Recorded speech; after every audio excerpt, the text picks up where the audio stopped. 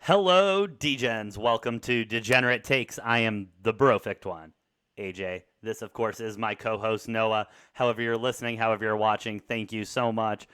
Please like, share, and subscribe. That does really help us fight against these. I don't even know, dude. Computer programs, zombies, aliens, whatever we're fighting against at this point. We need the likes and subscribes. It helps out a lot.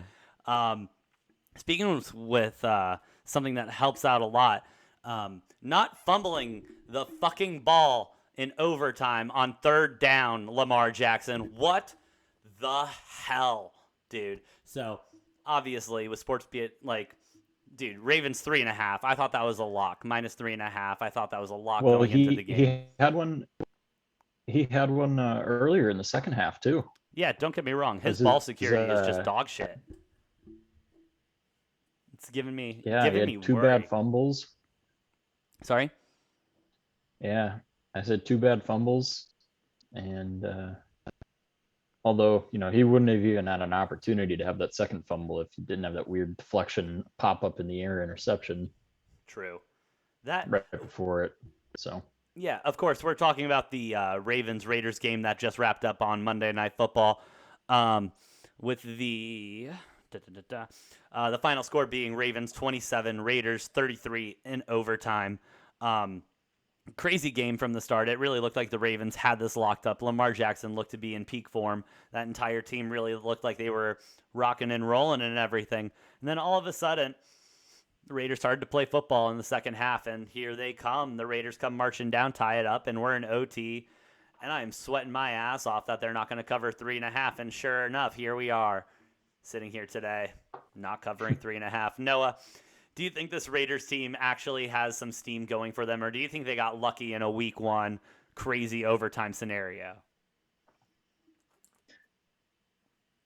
no, I think the Ravens are really beat up. I think we didn't see the Ravens A game throughout.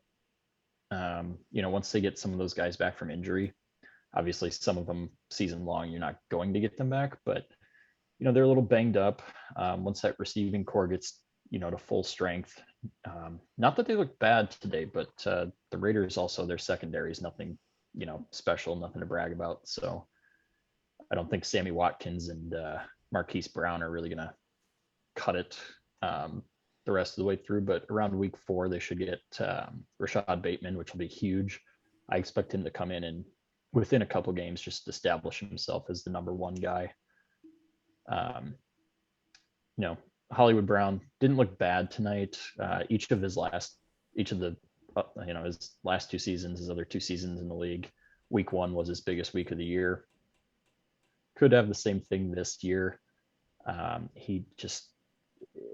He's never shown to be anything like special to me.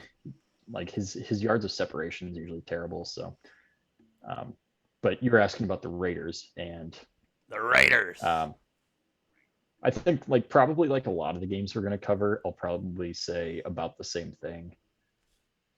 Let's not make super critical judgments based on week 1. Okay. Um,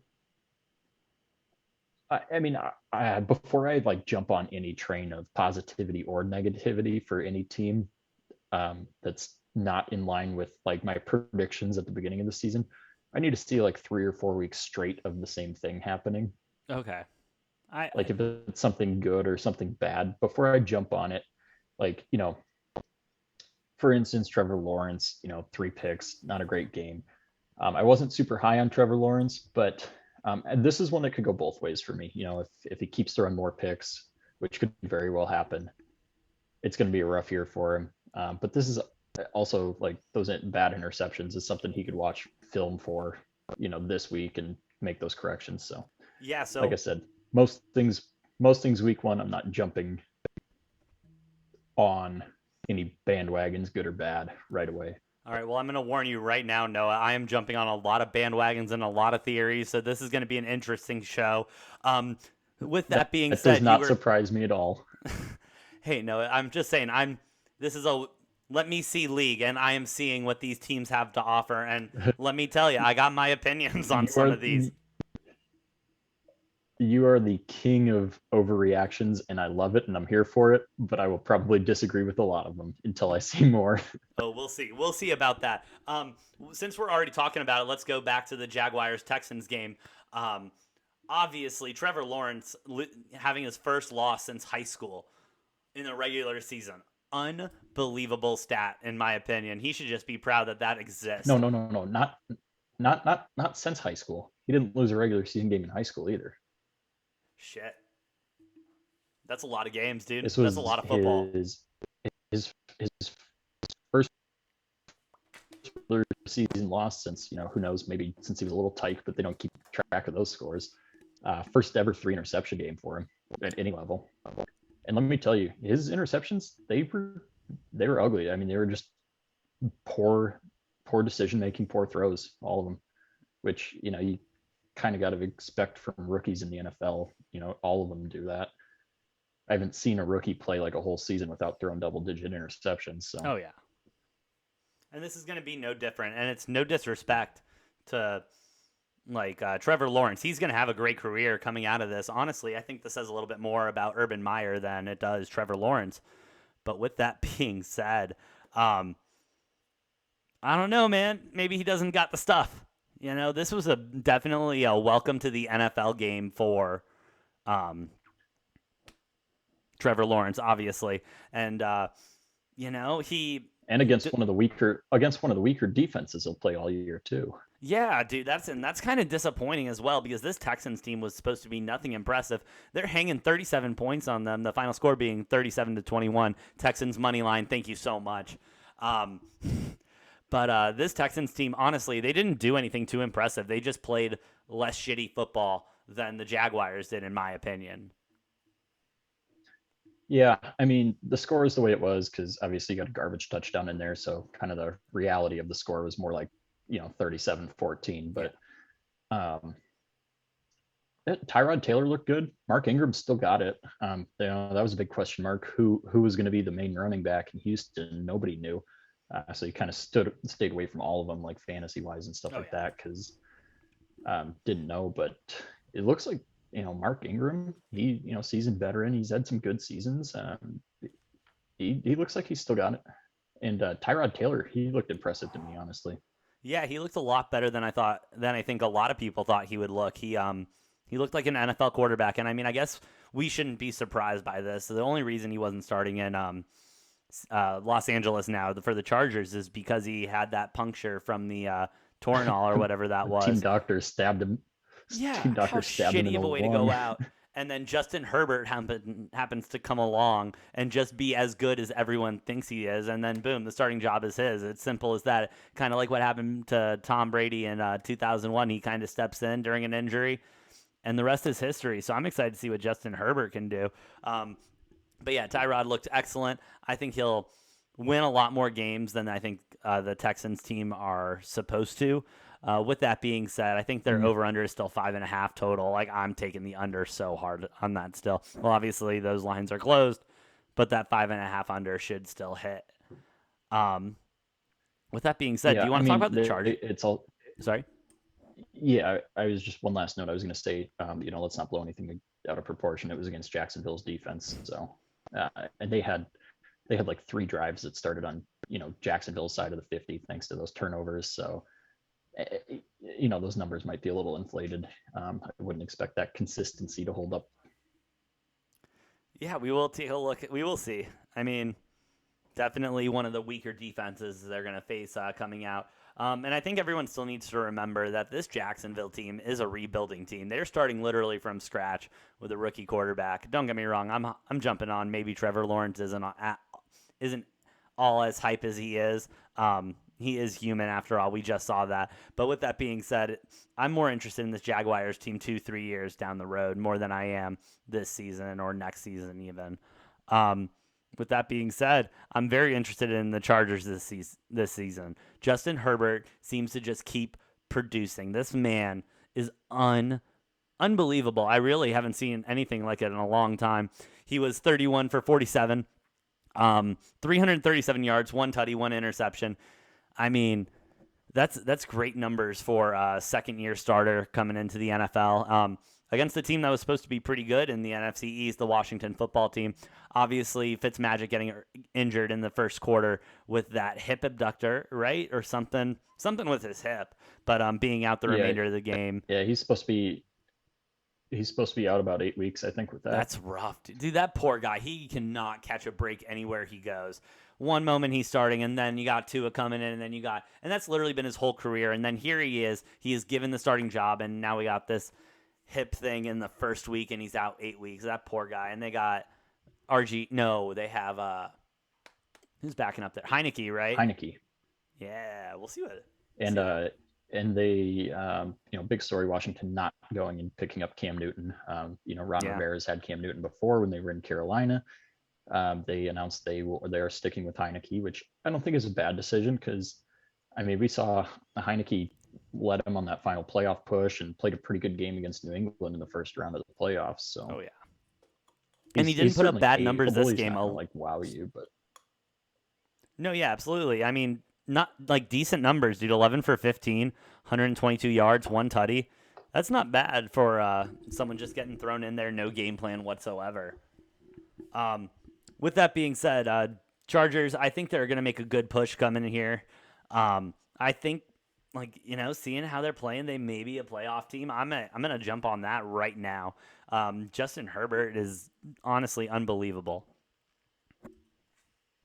yeah, I thought people were a little too hyped coming off of last year's glimpses of success, but again, I'm not going to change my opinion on that just from 1 week. But Washington, probably a top five defense. Even if they regress a little, they're still going to be top 10. Herbert played a great game Great game. two aside from two red zone turnovers there.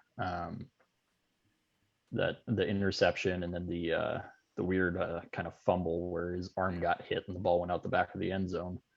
But Herbert, he showed us last year he's the real deal. They've got a really good offense there in LA. I you know I don't have a problem with seeing this team at 10, 11 wins. I think they'll be good. They're going to be a tough opponent for anybody any week. Yeah, they will be, and they really proved that this week. Next week, who do they got? They got the Cowboys next week though, so that'll be a good test if Dallas can stay as consistent. If Dallas can be consistent, they're going to be a good football team this year. And if they can be a good football team this year, this would be a good test for the Chargers to kind of see where they stand, even if they lose. Just kind of seeing how close they can keep it, considering how close Dallas kept it with Tampa. Any other notes on that game? Because I'm excited to talk about this next one. I'm not going to lie. No, not really. I mean, I do expect that to be a pretty good game next week. A fun one to watch between the Chargers and the Cowboys. Yeah, it will be. A game that was not fun for me to watch because on the fandom side and the betting side, I was on the wrong side. But a game that was fun to watch to kind of see what happens when you give a man the tools he needs. And Noah, this is a hype train that you have been on, and I have been saying is bullshit. But here I am. I am getting on the Matt Stafford to the LA Rams train. Holy shit, dude. What a difference a change of scenery made for Matt Stafford. Unbelievable. He looked like an MVP quarterback. He looked like someone who can take a team to the Super Bowl. He was 20 for 26, 321 yards, and 3 touchdowns, dude. It does not get any better than that. Maybe Tom Brady has something to say about that. But with that being said, they did take down my Bears. 14 points. We'll get to that in a hot second. But dude, Matthew Stafford to the Rams is arguably one of the best decisions that has been made for an organization in a long time. I honestly was on the side that this is Sean McVay's fault. This offense is failing. He is sticking with what lost them the Super Bowl and what Bill Belichick found out. But no, it was Jared Goff the entire time because Matthew Stafford was slinging the ball. Dude, that's all I got to say. He was slinging it. He was slinging it everywhere, and he's shown that it was the Lions' fault. Simple as that. Yeah, I mean, yeah. Again, it's been one game, but this One is game. You've one been that I on was this, on, man. You've been the on this whole hype off. train all season. You're gonna tell me it's been one game already? No, I like I said, I'm not changing my opinions based on one game, but I had this opinion before this game that Matt Stafford was going to lead Okay. this Rams team. I told you they were my favorite to win the NFC. I like them to go to the Super Bowl this year. I still like them. I saw nothing that I disliked in this first game. That Rams, their pass rush, their run Pass rush is defense, great. absolutely solid. You gotta love Jalen Ramsey, and now you just add the firepower on offense that they've been missing. I mean, they've had the receivers, they've had the running game. I'm not fully sold on their running game yet, with Yeah, obviously Cam Akers getting injured, unfortunately. that was rough. Henderson had a decent game still, I think. I think we will see more of Sony Michel worked in there. Hmm. He only got a couple carries in the fourth quarter, but he's a solid back. And I mean, Stafford, you give a man a defense and an offensive line, and it's time to work wonders for him this season. Dude, it's sorry. Go ahead. No, it's just yeah, I'm excited to see what happens with the Rams. Yeah, and you couldn't be more right. It's amazing what happens when you give the man, weapons and a line, dude. He can sling the ball. He has and we saw this in Detroit. We saw that he was a good quarterback who can move the ball downfield, score when he needs to, but he just didn't have the weapons. Don't get me wrong. He had Calvin Johnson for forever, but there were so many other issues with that team that people don't like to remember because Calvin Johnson was Calvin Johnson and everything. And we all know how that ended, him having to give money back all fucked up and everything like that. But yeah, Matt Stafford looked electric this evening, and I'm so excited for this Rams team, and I'm on that. I have some words about them winning the NFC West. We'll get to that. We'll get to that after this. I just got to talk. I got to have my Bears bitchy moment, dude. What the fuck are we doing? What the fuck, Matt Nagy? Simple as that. Dude, okay, so you get Justin Field in at the red zone in the first or second drive. It was one of their earlier drives. Okay, he makes progress. Okay, we're getting positive yards, and then you know what? Fuck it. Let's throw Andy Dalton back in the fire and throw a pick. Why don't we? What are we doing? What are we doing? I have no problem with a two quarterback system. I have no problem with Wildcat. But if something's working, let's go with it. Okay, Dalton was doing okay, and I'm on the record on this show saying I don't want Justin Fields in. I want Dalton to start. I think Dalton is the best choice, and I still stand by that.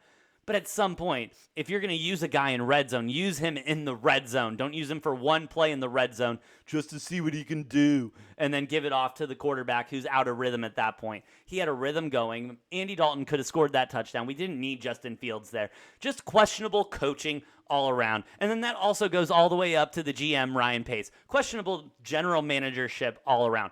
What the hell are we doing, Bears? Because I am sick and tired of it. I honestly, at this point, hope they go 0-17. I'm over it, dude. Matt Nagy, Ryan Pace, let's get them out of here. I don't give a shit how good Justin Fields is. Justin Fields will be just as good for the next coach and GM. Thank you for coming to my TED Talk. Noah, any thoughts on the Chicago Bears and their matchup with the Rams this week? Yeah, I mean, honestly, um, because I'm such a fan of football, even though I hate the Bears, I do want to see Justin Fields. I do think it's too early for him. I thought it was weird. It was like dangling. It's like that old State Farm commercial or whatever, where he's got the dollar on the fishing pole, Yeah, and he's like, I "Oh, got a gotta be dollar. quicker than that." They're like, "We're just gonna tease you and then pull it away." Um, that being said, Dalton didn't have a bad game. He No, didn't have like an impressive game, but he didn't have a bad game. Like he no, he didn't was play terribly. no, he was 27 for 38, 206 yards, and one interception. I mean, not bad, I That was tipped. guess. The interception was on a tipped. It was on a tip ball, so Yes, after Justin you Fields know, in.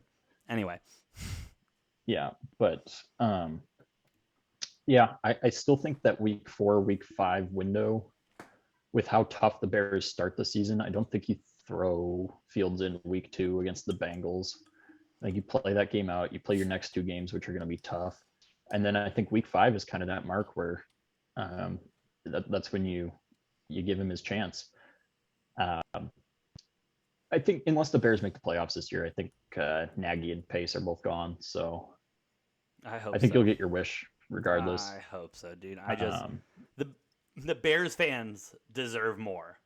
Okay, the city of Chicago deserves more. I deserve more than Matt Nagy and Ryan Pace. We may have a franchise quarterback in Justin Fields, and these two idiots might screw it up. No, thank you. They already effed it up with Mitch Trubisky, and that's why he's starting in.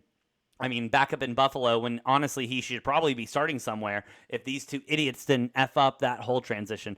Anyway, all Hey, right. still tied in first in the NFC North. Shut up. Shut up, Noah. Still tied for first. Yeah, okay. Yeah, let's okay.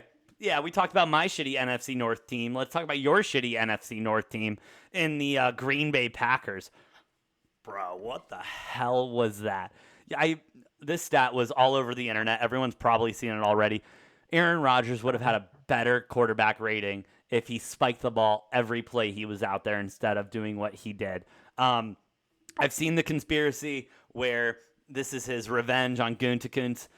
He's just going to throw the season and everything. I do not believe that is the case. That is one conspiracy, one hype train I am not hyping on because in the end of the day, if Rodgers does want to goes to another team, that does not look good losing a whole season or losing these games. You know what I mean? So he wants to play good so that he can go to a good team, etc., etc. How are you feeling about the Packers Well, after their humiliating loss to the Saints, 38-3?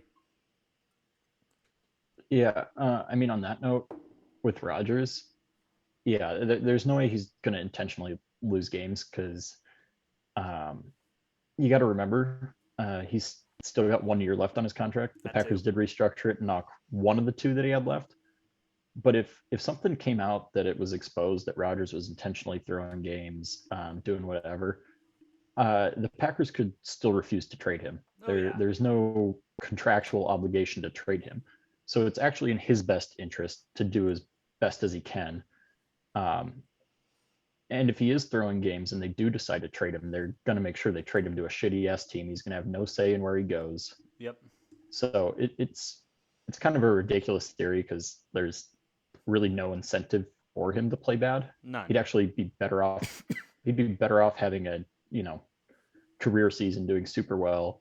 If he wins a Super Bowl, super well, I think it's better like fuck you to the Packers for him if he wins Super Bowl MVP and wins a championship for him and then leaves, rather than just playing a shitty season. Yeah, Plus, his ego's exactly. too big, anyways.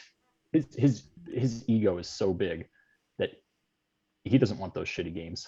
Um, I expect the Packers to come back next week after this one, playing the Lions at home and beat the Lions like 45-10. Oh I yeah. think uh, they and on the game other than Rodgers, I mean, the Packers seemed unprepared. Yeah.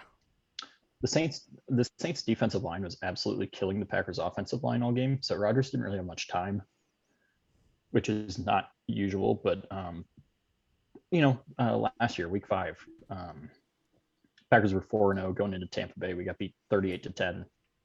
Should have been 38-3 in that game, but we had a garbage time TD late. Same type of situation. Couldn't get the run game going. Offensive line looked terrible. Defense couldn't stop anything. But I do think Rodgers had some validity in his post-game comments, just saying, it's one game. We got 16 more. I think there's some minor problems that will be around for a little bit with the offensive line until we get Bakhtiari back and can move Yeah. Elton Jenkins inside. But I'm not worried because like since Matt LaFleur took over as coach, we had one of these games against San Francisco 2 years ago in the regular season that looked just like this. The Tampa Bay game in the regular season last year looked just like this. So I'm hoping this is our one game flushed out of our system week 1. And I mean, the Packers aren't a team that you can just like fade. I mean, I've seen all the social media, internet comments. Everyone's like, oh, Rodgers is washed or Rodgers is throwing games, like blah, blah, blah. No, not the case. The Packers defense will bounce back. They're going to be pretty decent, not great, but they'll be decent this season. And once that offense starts going, will be good. And I've talked about the Saints leading up to the season and how I think I I've been saying I think they're very underrated. I think people are sleeping on them. And Jameis looked fantastic. Their defense looked even better. So I say the Saints. I said the Saints might challenge the Bucks for this division, and I feel good about that still because I think the Saints look like a dangerous fucking team. Yeah, I'm happy you wrapped that. Excuse me. I'm happy you brought that up because yeah, they're looking dangerous. Jameis Winston in that offense is whoa! He is something else, man. Let me tell you, this is not the Jameis Winston from the Buccaneers. This is someone. This is someone who could lead a team to the Super Bowl. And yeah, this Saints team